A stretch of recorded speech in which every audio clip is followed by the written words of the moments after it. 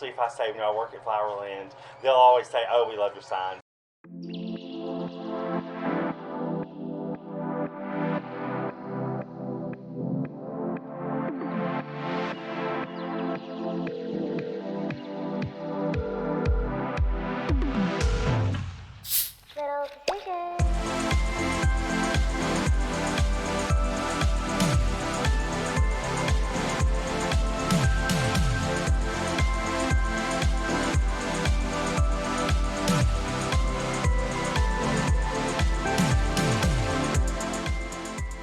Hello, and welcome to Little Decisions interview number 10. I'm your host, Victoria Cooper.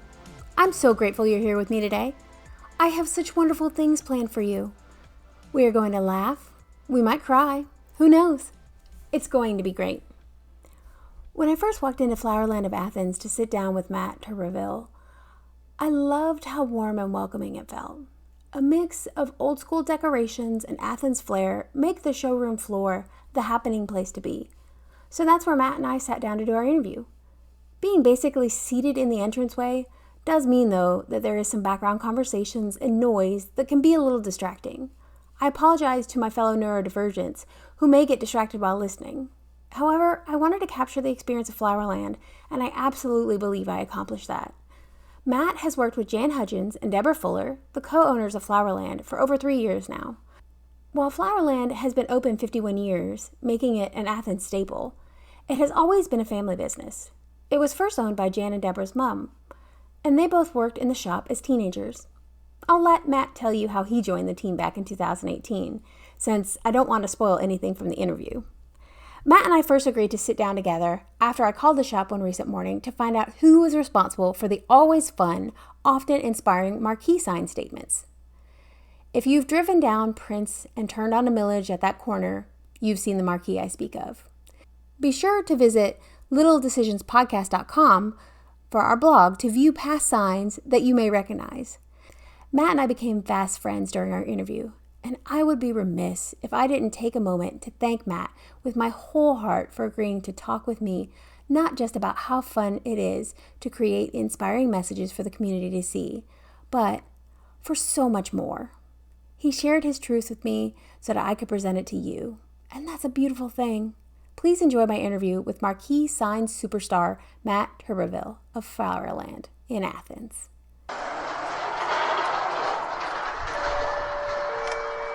Hi. Good morning. How are y'all? We're good. Are you Victoria? I am. I am. How are you? Good. To Flowerland. Yes, I'm so excited. I'm so not used to not hugging. Like, I don't know what to do instead of hugging. Like, what? We don't mind. We love hugs. Okay. Yes, me But too. you do what you're comfortable with. Yes, I am. Yes. Let's do a hug. Let's do a hug, please. Good Thank morning you. and welcome. I was so excited about today. Well, I've been excited about it too. I've been telling my friends, because usually when I put a sign up, I take pictures of it and I send it to them and I say, hey, what do y'all think? And they give me feedback. And so I said, y'all will never believe it. It's someone called me today and asked me who put those signs up. And now we're going to have a little interview about them. Yes, so yes. we're really excited. Well, and what I'll do is I'll get your email address today and I'll send you a link to the episode and I'll send you like information so you can explain it to people who maybe have never heard a podcast before. Absolutely. Yeah, Absolutely. so, yeah. Well, this is great. Yeah, this is awesome. So do you want to sit down out here? Do you want to go? Can We have we? a little office back here. Can we sit down out here? Is that Sure, possible? sure. Because really, so Flowerland has been here for 51 years, am I correct? So Yeah. this is Jan Hudgins, Hi. and this is Deborah Fuller, Hi. and they are sisters that they both own Flowerland, and their mother had Flowerland originally, and then they worked here as teenagers, right? And then they've been here ever since. So only about, 5 years then? He's just making up 51? Yeah, he's just making that up, yeah. But they're pretty remarkable. I tell Yes. people all the time that they're like yin and yang because they're both very different. Yeah. But their combination of skills really balances Flowerland. I say all that to say I came into a positive work environment. Yes. You know? Now, how long have you been here? I've been here for going on 3 years, right? Yeah. Yeah. I think it's 3 years. Now, you've been doing the marquee the whole time? Well, Or the sign? For most of the time, when we start, they had put signs up before with specials and with holidays, with Valentine's Day and Mother's Day But coming we around. weren't really into doing anything clever because we're too busy. Yeah, And well, so, yeah, it takes a lot of work. It does. You and gotta- so even before I It does started, a lot of research on it. yeah, well, so before I started working here, yeah. I used to sit at this light on Prince Avenue, and I would read that sign. Yeah. And I remember reading BOGO, Buy one, buy one, get get one free. one for, and I didn't, and it would say happy hour, and I remember thinking, what is happy hour? Do they serve wine if we go, in? I remember that. Yeah, you remember that time was remember up that. for a long time. Yeah. So anyway, I asked Jan one day, I said, what do you think about if we don't put something up about a holiday, we just put like something positive or something funny? And she said, go for it. So Yeah. we did. Yeah. And we got good response from it. And then, so what we tried to do was combine whatever holiday we were preparing for with something funny, so like for yeah. Mother's Day we had She Wiped Your Butt, Cinder Flowers, Yeah. and we got a lot of response from that. And then We don't care whether it's good or bad because any response is better than Yeah, Yes, yeah. exactly. Yeah. So then we put up another one that said, "How mad is she? We can help." And Yeah. so Oh, I love that. and we got a great response from that. So long story short, COVID came along, Yeah. and when COVID came along, that's when we really decided, well, let's put up some positive messages, things that we know will make people laugh, and it's kind of hard to come up with witty things, and I don't come up with them myself. I tell you, a lot of it comes from just reading. Yeah. If I see, I might be in a store with my mom and see something on a towel and say, "Hey, that's cute," Yeah. and I'll take a picture of it, and Yeah. I just make a little inventory. I don't take credit for the messages, but but what I try to do is something funny, something uplifting, because I feel like we're in a time where we really needed that. We do, yeah. You know? I didn't need, here, we can sit down. Yeah, let's sit down. And, this is our cat Hendrix. I forgot to Yes. introduce Hendrix. I love Hendrix. And Hendrix he runs the shop. Really. Here, I'll sit here. Oh, no. We've been super busy. That's a daily thing. Trips to the funeral home. Yeah, exactly. Exactly. We've always said that, we bury them and birth them. Yeah. Marry, bury them, and birth them. I love that. I'm going to keep that one. I don't know how, but when I need it, it's going to be there. Hi. I love... Now, what was the cat's name again? Hendrix. Hendrix. Hi, Hendrix. And Hendrix loves attention, and a lot of people come in just to see Hendrix. Yes. Yeah. Hey, can I help you? No, came to see the cat. That's Yeah. And they'll go over there and he'll let them. Now, right now, he thinks that Deborah is going towards his treats, so he's going to follow her. Oh, and yeah. now he's seeing that she's not going over there, so now his ears are back. Oh. Yeah, he's very mad. Yeah. Oh my gosh, so I haven't been in here in a while because I'll be honest, my husband's the one that buys the flowers. And that's how all of this started, was he came in to buy flowers for my birthday, and I love them, of course, and he was telling me about the sign. He's like, you won't believe the sign they have this time, because we've talked about it before. Like I've told him, I'm like, because he goes to work this way, so he literally, he turns right here, and so he always tries to catch the sign. And so we've talked about it before. We used to carpool for years together. Okay. So I think I remember when it kind of changed. Like I don't remember exactly, but I remember seeing different stuff. And Yeah, so we've been doing it for a few years now, and so and it's nice when we're out. We usually, if I say, well, I work at Flowerland, they'll always say, "Oh, we love your signs." And so even if someone has never walked in the store, I feel like at least we're putting some positive vibes out there for the community.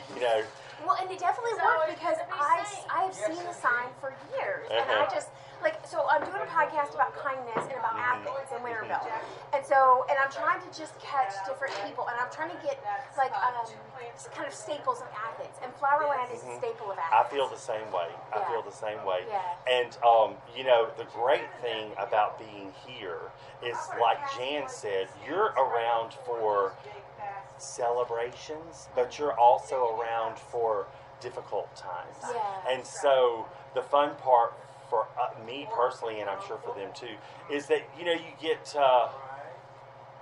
get to be a part of those moments in people's lives that are kind of turning points, right? Or milestones. Yeah. And so even in a situation where someone has lost a loved one, you can always turn that into a celebration. Yeah, exactly. And so it's kind of, and I feel like flowers and the way we the way we handle our customers and the people that come through here, we always like for them to leave feeling like they've been uplifted in some way, whether they buy a flower. Good morning. How are y'all? Good. How are you guys? We're great. Look around. Yeah, that's what We do get a lot of people Thank you. that just come through and look, like I say, and they meet Hendrix. And so for us, it's not about always making a sale. It's just about having a place of community for people in Athens to come to. And I think that's what I was attracted to too, because I mean, my podcast is about kindness, connection, and community, and I think Flowerland has all three. I think we do. Yeah. And see, Jan and Deborah have lived here for so long, and they've been doing this for so long that all their customers know them. Yeah. So even when they call, they ask for them, and to me that's great because that's always personal connection. Yes. And when you go to a business and you see those same people and that same family, and I feel like now they kind of make me feel part of the family. So when people come in, like, I say they're the yin and yang. Well, now you threw me in the blender, and so I feel like so we the all. Three Musketeers now. That's right. We're the Three Musketeers, and we all have our different skill sets, and it all works beautifully. And we never have a day. I mean, don't get me wrong. Like any other family, we can argue, and but at the end of the day, we hug and go home, and we love one another. Yeah. And I think that comes through in our business. It's not artificial. Yeah, not at all. Well, when I called, I just felt so comfortable on the phone, like just the way you answered. I was like, oh, I'm just gonna ask. Because I didn't know how I was gonna do it. I was like, how do you ask someone to be on a podcast? Because some people don't know what a podcast is, and then and some people just don't want to interview. Right. Well, I love people. Yeah. I love to talk on the phone. Yeah. I love to talk in general. Jan will tell you that.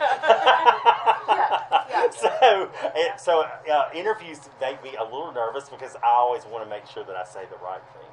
But then I think a lot of that too is just be yourself and don't worry about it. We were glad to hear that the signs have had a positive effect on the community, and we get lots of calls and comments about them. Now, sometimes there have been a couple of one in particular, more recent, was a little controversial, and I changed it because the last thing.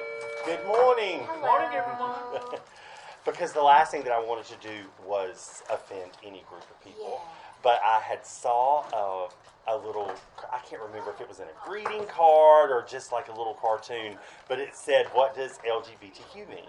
Yes. Right? And Yes. then, and of course, underneath, the other person says, I can't get a straight answer. Well, I love that because that's a play on words, and I love play on words because I love for people to interpret it how they want to. Yeah. Unfortunately, that one got interpreted a little offensively.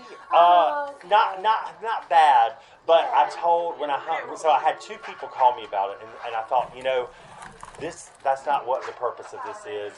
We want to spread positive vibes. If someone's offended, because I'm gay, so and I told the person on the phone that I'm really not trying to offend any group, and so I took it down and changed it. So it's okay. Well, and I think the whole point of this too is about having conversations about it too. It really is. Yeah. It really is. And honestly, when they called and asked me what it meant, I said it's really a play on words, and I think they got it. At that point. Yeah. And no one has ever been ugly or out of line about it. Yeah. But after the second call, and then of course there's that other thing where you're like, okay, well, if 2 people called, then how many people haven't? Yes, exactly. So, There's at least a dozen of those. Right, and so I'm all about positive groups. So we changed it, and it's fine. Well, yeah. Well, it got me to call too, so you got 3 calls There about you it. go. And There one you was go. very positive. There you go. So, And a lot of times, if people laugh, that's really all we want. That's really all we want. Yeah. We want some laughter. We want people to take a moment out of their day. So I wake up every day. The first thing I do, of course, is go to my coffee pot and get a cup of coffee. And then the next thing I do is I read either a devotional. I have a little positive message thing that comes to me every morning. It's like a positive thought for the day. So I love to start my day with that positive thought. Yeah. And then I read it, and then I'll usually share it with some friends and wish them a happy day and all that. Because I feel like if we can get started on the right foot, if we can get started on the right foot, then the rest of our day will go smoother. Yeah. So basically, that's what translated up to here. It's like, okay, well, let's put even though I can't change that daily, or I don't have time to, I can at least get some thoughts up there that people will enjoy while they sit at a red light. And like you said, it's those small things to me that make the biggest difference. Well, and that's why I called the podcast Little Decisions, because of those small things. I love unicorns. You know, they're all about positive vibes and sparkles and they shine so bright. That's too. right. That's right. I love that. So what's really neat is I think your personality comes out on the sign. Well, I appreciate that. Meeting you, it really feels that way. Well, I'll tell you a little story about unicorns. So one of my best friends lives up in Clayton, and he has 2 little girls. And so when I would call him and say, hey, what do your girls want for their birthdays? He'd say, well, they're really into unicorns. Well, you know, I grew up in the 80s, so I'm very familiar with unicorns, so I was all into that, right? Yeah, Rainbow Bright. Yep. Oh, loved Rainbow Bright, all that. Yeah. So anyway, I was. You speak of acts of kindness. So one day I was downtown at High Country Outfitters, and I was purchasing. I don't know. It was probably a gift because I'm kind of larger, so they don't have a lot that fits into my size. But I can buy gifts there, and I was buying a hat, I think, for someone. And when they're super nice in there, by the way. Yeah. Positive energy all the way. And the guys, they had a little unicorn sticker, and he said, "Here, I'm going to give you this," and it said "Stay Magical." Okay, so that's how that unicorn wound up on the back of my car. So that was a simple act of kindness. Yeah, and that's so serendipitous too. Like, how beautiful. I mean, they had no idea that I already had this connection to unicorns, right? Yeah. So when they passed that along, I thought, this has to go on my car. It's a sign, And I love that. I love that so much. Now, how often do you change the sign? Because that is a lot of work. It is. So it really just depends on the season. So this past summer, we kept one up for a while, and it was funny because I actually had people call and tell me, "Hey, it's time to change the sign," because they're wanting a new message. Yeah. And so I did the LGBTQ, and of course that stayed up for about a week. And when I felt like it was maybe offending some people, I took it down. Yeah. And put this one up right now, which says it has to do with smiles, but I knew you were coming, right? Yes. So Yes. It says, "What the sun is to flowers, smiles are to humanity." I love that. I always do try to keep that. If it's something to do with or about flowers, I try to use those too, because that is what we're about. We're the land of flowers, aka Flowerland. Yeah. Exactly. No, I love that. Well, and when I came up, I was like, oh my gosh, that's so cute. That's like the cutest little. Just because, so I actually did an interview with a guy. He's called America's Happiness Ambassador. Okay. He's Eddie Smile Rodriguez. Okay. That's what they call him. And I'm not familiar with him. Is he here in Athens? He's not here in Athens. Okay. He's actually, though, he's traveled the United States. He went from Florida to New York, so he traveled through Athens. Okay. So I counted that. Right. But he actually really nice guy, and so the sign actually reminded me of him. Right. And so I needed to send a picture to him, but I got a picture of the marquee for sure. I had a question I was going to ask you. What's your favorite part about working here? Oh, definitely working with people. Yeah. So whether I'm on the phone or whether they walk in, that is my love.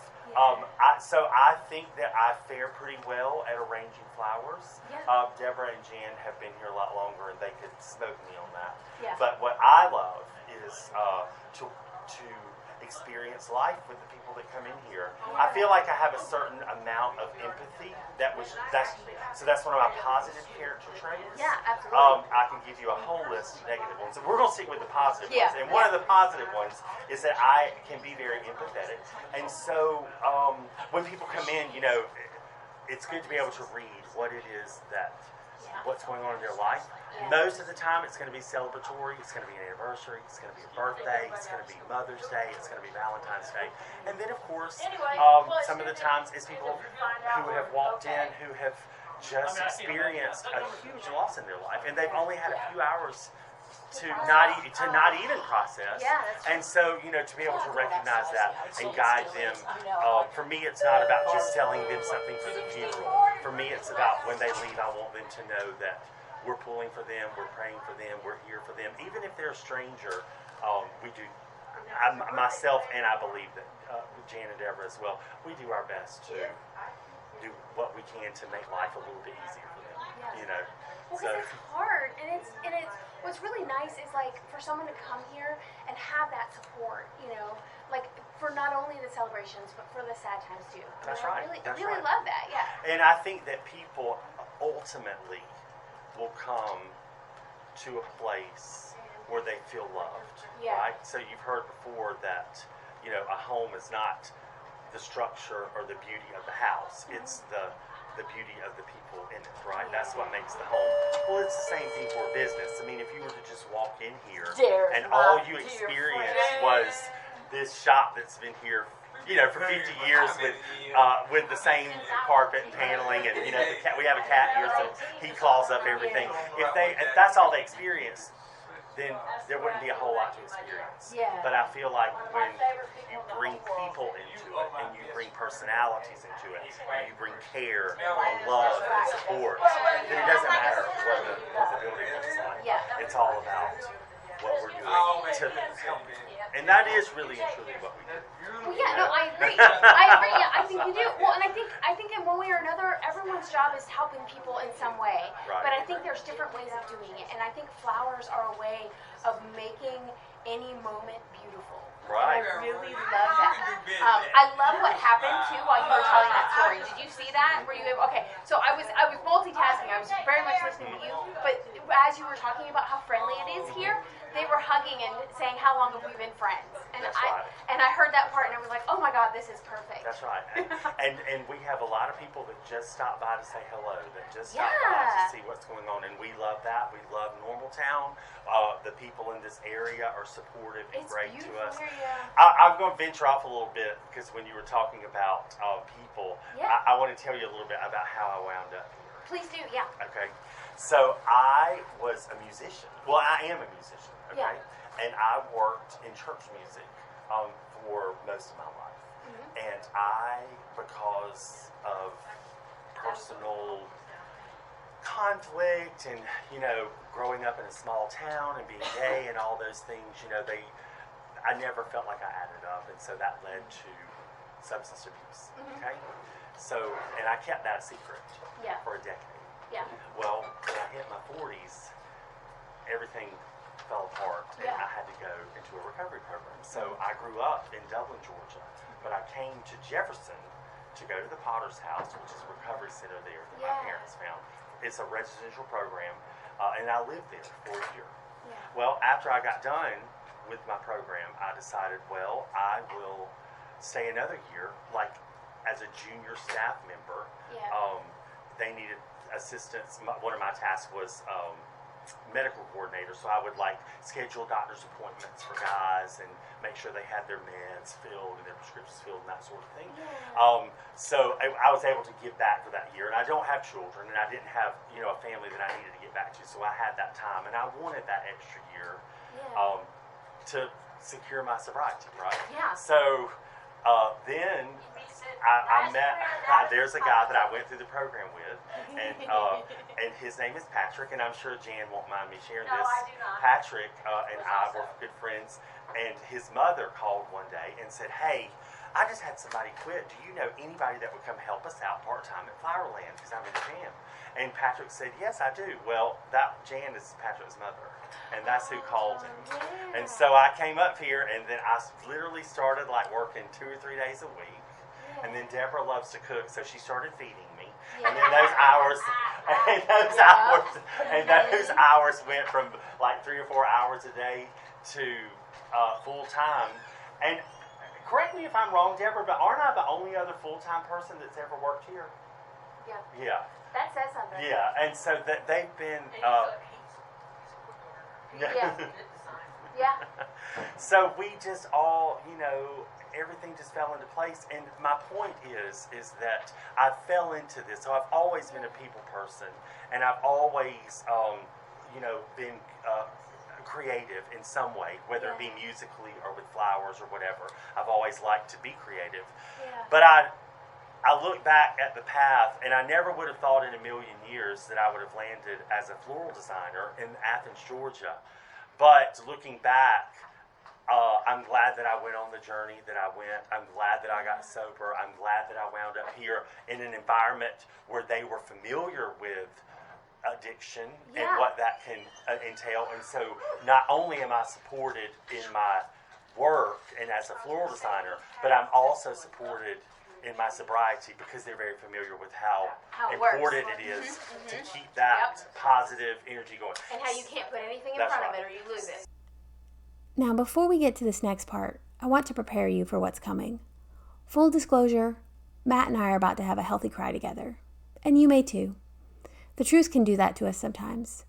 Allow us to be vulnerable and connect with people by sharing our stories, our experiences, strengths, and above all, our hope. So when I say I wake up every day with positive messages, it's not just for other people. It's really for me. Yeah. So I can keep going. Yeah. You know, and of course these are not tears of sadness. They're like, they're just really, it's happiness. Well, I'm glad you let them out because I was holding back. You know, too. I mean, because it's hard. You know, life is hard, and life is hard for a lot of people. And what I've learned, especially going through recovery, is what we see every day is oftentimes a facade. Yeah. You know, and we don't really know what's going on in people's lives, and we don't know what's going on in their skin. But if we can give that hug, or give that positive message, or make that phone call to say, hey, I just wanted to check on you. Those little things that you do, emailing somebody a funny message, or just saying, hey, I'm thinking about you. Those little things, to me, are the most important things that you can do in life. Because it's those little things that have made me who I am. Yeah, exactly. It's not big things. It's all those little things that add up. Well, you know? It's all those little decisions you make now that keep you safe, that keep you sober, that keep you happy. Absolutely. Yeah. Absolutely. And I'd much rather be here creating something beautiful to share with other people, whatever effect it has on their life. Hopefully it's positive, whatever it is, rather than worrying about where I'm going to sleep that night. Or, it's the breast cancer. You know, I mean, there's a big flip, and it only takes a few bad choices to be right back in that situation. So I want to keep things on the positive. So I get on that unicorn, and we ride, and we just, you know, we sprinkle fairy dust everywhere. Well, I can't tell you how serendipitous this is. September 14th is National Sober Day. Okay. And for my podcast, I have not officially come out as being a person who's sober. Talked about my mom's addiction and how she died from addiction, and my biological father died from addiction. I haven't talked about mine yet because I wanted it to be part of the podcast, but not initially. And so you sharing this, and that is timing is so perfect that it just overwhelms my soul. You know, I'm having a hard time. Give me just a moment. Yep. I also thank you for sharing that. Yeah. First of all, thank you for sharing that, because it's sometimes a little bit scary to share that with people because you don't know what kind of response they're going to have. But I'm used to that, honey, because I grew up in a small town, right? So, but I couldn't hide that because obviously it comes shining through. But addiction was something that I could hide, right? Because I knew how to wear that mask because I've been raised to wear that mask. Okay, so I am always a little hesitant, and I promise you, Victoria, every time I share that with someone, especially like you and I have met for the first time today, other than on the phone, it always creates a conversation where someone else either has personally experienced addiction, a close family member, a close friend. We can all share. And when you walked in here, you said you wanted to have a conversation. That's what we need to have, is conversation about addiction. And if we don't talk about it and we keep it a secret, we'll never be able we won't solve any problems. It's through that conversation. So I'm glad that I shared my story, which triggered your story, which again is it's a beautiful thing, and always something positive comes out of that sharing. Always. Exactly. Because that's our experience, strength, and hope. I mean, like, I really believe that. And all of this, my podcast actually was birthed. So I spent a year as a substance abuse counselor here in town because when I lost my mom, I tried to save everyone else. And it didn't work, big surprise. But it was really good. I learned about myself for a year. And that's where this podcast was born, because a lot of these conversations and these ideas I had there. And I was like, you know what? We need to share these with the world. We need to have these conversations. That's right. So I just love so much that thank you so much for doing this. Yeah, it's crazy. It's crazy, isn't it? It's wonderful. And I tell you, and one of the reasons that I will never, if I had to go back down the road again, if I could rewind the clock, I learned more throughout my recovery process about myself than I ever learned before. I grew up in the church. I never felt like I could share that in any kind of group because I felt like I would be judged. When I was with friends, I mean, of course, there were people that I shared it with as I got older, but never wanted to make it a big deal, you know, and never wanted, and still to this day, I don't say that that's who I am. It's just part of who I am. It's never all of who I am. Yeah. If I could say what I wanted all of me to be, I just want to be beneficial. I want to be, and whatever that looks like. If I'm helping out my parents who are getting older, or if I'm helping here, or if I'm helping, I volunteer once a week at the Potter's House. Still go out there every Tuesday night and volunteer 2 hours. And when people ask me, why do you still do it? It's because I say, because it always reminds me of where I've been. Yes. Always reminds me of where I've been. Not that I always want to be moving forward, but I also want these guys who are, you know, just trying to get back on their feet in the real world or outside of that recovery bubble. I want them to see it can be done. Yeah, and it can be done with grace. That's right. That's right. And I'm over 5 years. May the 10th was 5 years of sobriety for me. Awesome. And that's another reason that I go. It's because even if one or two people, if that inspires them, then why not keep doing it? Exactly. Yeah. Plus, it keeps me from going home and watching too much Netflix. Yeah. No, it does. I mean, that's what this podcast does. So I quit. I was the substance abuse counselor, and I quit last November. And I quit because I knew I wanted to do something creative. I knew I wanted to find my passion. Like, podcasting is sort of my Flowerland. Like, it's my place that I came to that is now, like, becoming a full-time thing for me. And I just love it. I hope you enjoyed listening to the interview as much as I enjoyed doing it. I love being able to tell you wonderful local stories about kindness, connection, and community. And next time you're in the area, stop by Flowerland and say hello to Matt, Jan, Deborah, and the rest of the wonderful Flowerland team. Tell them I say, pineapple with care.